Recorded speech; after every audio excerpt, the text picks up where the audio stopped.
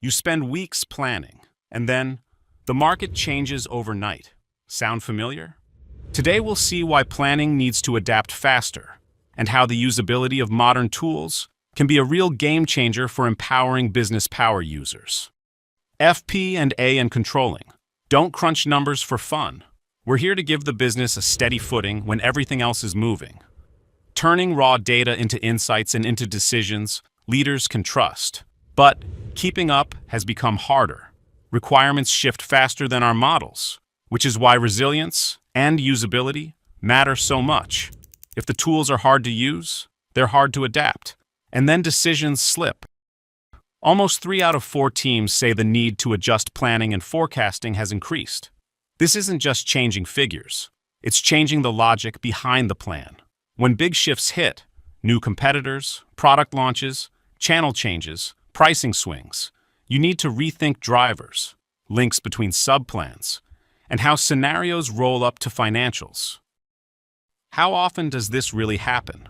More than 1 in 2 adjust models or processes several times a year, and another third at least once a year.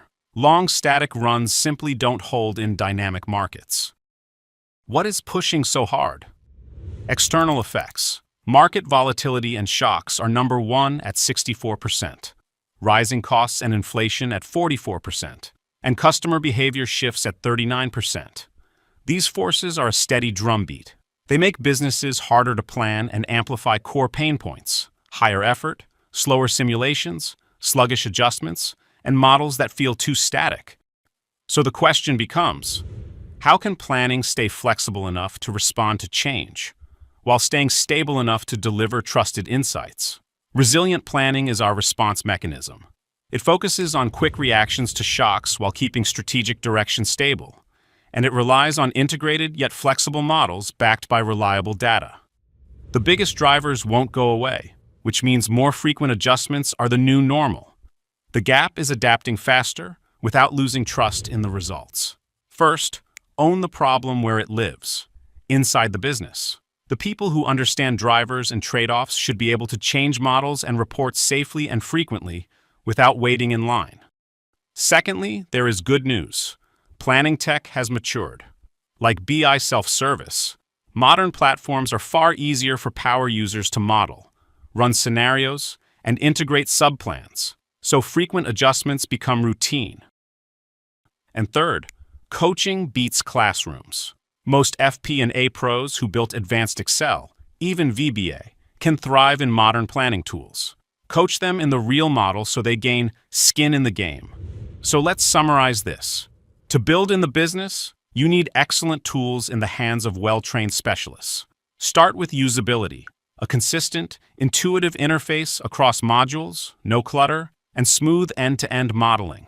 Prefer unified planning and analytics, potentially with consolidation, so learning is simpler and data transfers are cleaner. Use hands-on build tests to compare products, starting from scratch. Don't underestimate Gen AI for modeling, coding, and scripting.